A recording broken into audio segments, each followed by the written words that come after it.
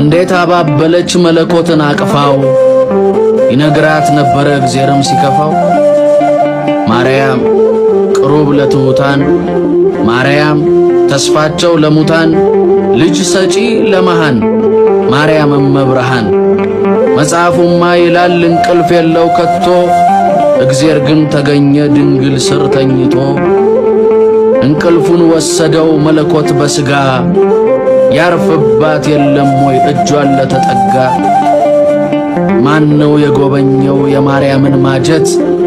ለራበው ታዝናለች እንደ ልጇ ካንጀት። እንዴት አቦካችው የላት ዱቄት መና ውሃ ቀድታ ነበር ወይ ወርዶ ደመና። አይባልም